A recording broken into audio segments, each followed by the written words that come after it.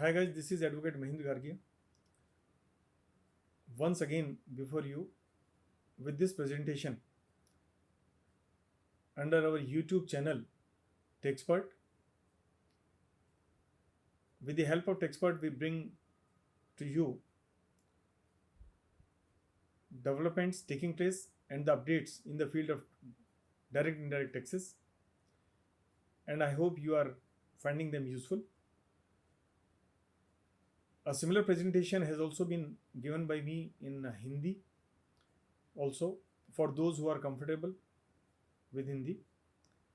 And for that, one may go to the description box to have the link.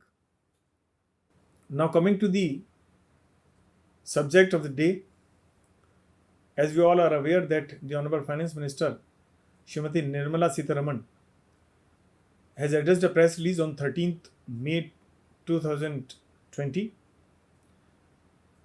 providing the detail of the 20 lakh crore economic package announced by the Prime Minister. A part of such relief also included the direct tax measures, and today we are here to discuss all those direct tax measures announced by the Finance Minister. In my small write-up, which I hope you are able to see on the screens, and in addition I have also given a link to that article which you may find in the description box below the screen. In the list, there are certain measures, and first of them is the reduction in the TCS and TDS rates. Friends, all the TDS TCS rates which stood as on 13th May 2020 shall now be slashed by 25% for the period starting from 14th May 2020 till 31st March 2021, meaning thereby all the payments made or the accounts of the pay credited between this period starting from 14th May 2020 till 31st March 2021, the payer has to deduct the TDS TCS at the prevailing rate less by 25%. To take an example, if under section 194 capital A, if one has to deduct the tax at the rate of 10%, now for this period he is required to deduct only 7.5% and not 10%.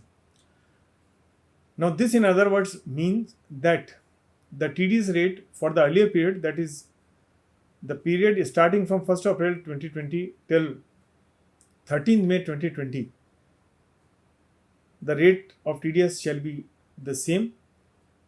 All the payments made or the accounts credited, the payer has to deduct the tax at the prevailing rates. And similar is the case with the TCS.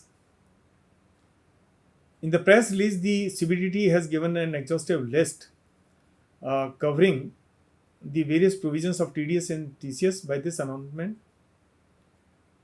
But however, there are certain exceptions to this, and we have to take care of these exceptions.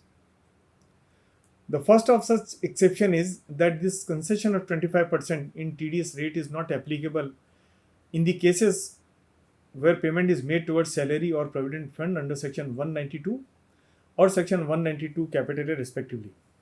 Secondly, when payments are being made to the non-resident person, again they are to be made at the prevailing rates only and not at the slashed rate of 25% or reduced rate of 25%.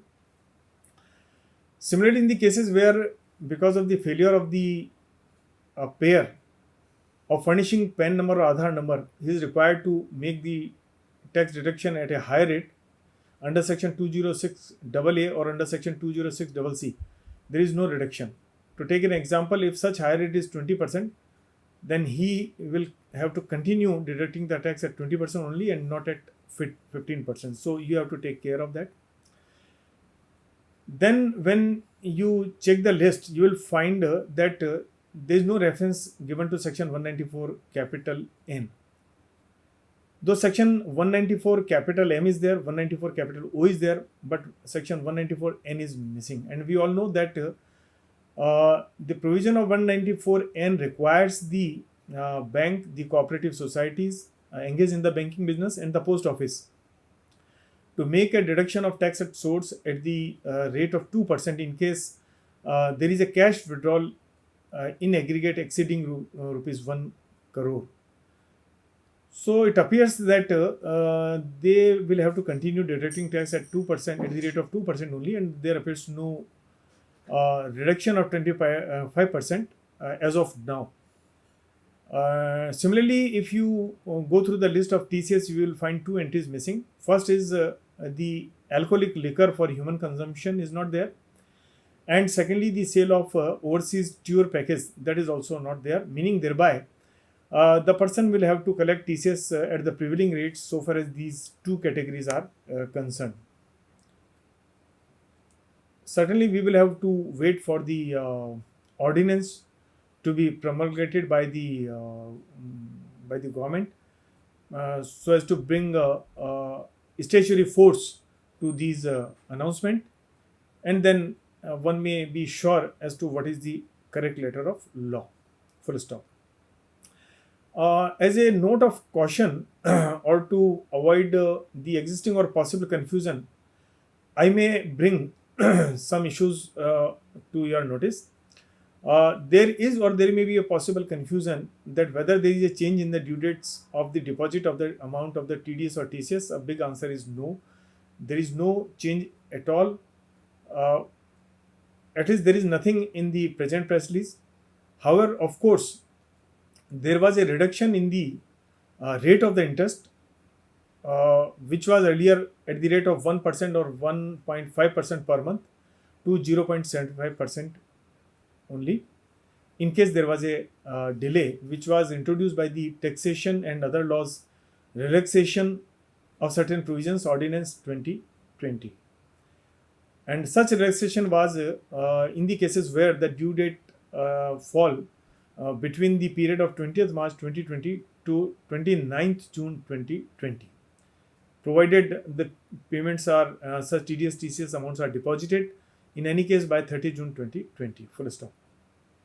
And the second confusion prevailing or may be there is that whether there is a change in the filing of the TCS statement or TCS statement. Again, I may draw your attention towards the same Taxation and Other Laws Relaxation Ordinance, which had already extended the due dates of filing up to 30 June 2020 in those cases where such due date fall between the period starting from 20th March 2020 to 29th June 2020. But unfortunately, even if there is a delay in filing after 30th June 2020, then there is no escape, and we all know there is a levy of fees under section 234 capital E on per day basis. Second relaxation is with regard to refunds, and the government has assured, and we expect that now all the pending refunds which are due to the charitable trust and non-corporate business and professions to the individuals who are running their properties or the partnership firm or the LLPs or cooperative societies, they are expected to be released very soon. So these two measures will certainly relieve the assessees and businessmen, other persons from a liquidity crunch which they were hitherto facing due to corona. Also, keeping in mind the practical difficulties, there is some reduction in the due dates of filing of the returns of income.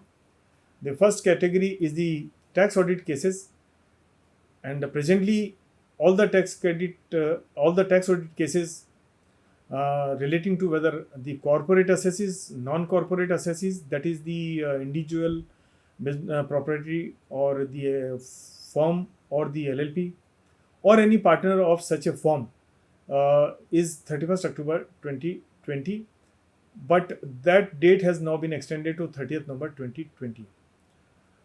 In the cases of corporate assessee, the TP audit cases are separately dealt with, And I may inform, as you are must be also be aware, that there is a separate due date being 30th November 2020 in cases of TP audit, which is presently that continues to be 30th November 2020, and there is no change as such announced so far. Now the residuary category, that is the non-tax audit cases, being the individual HUF, EOP, BY, whosoever he may be, whether having business income or not. The present date was 31st July 2020. That has now been extended to 30th November 2020. In the cases of tax audit also under section 44AB, where the present due date falls on 30th September 2020, that is now extended to 31st October 2020.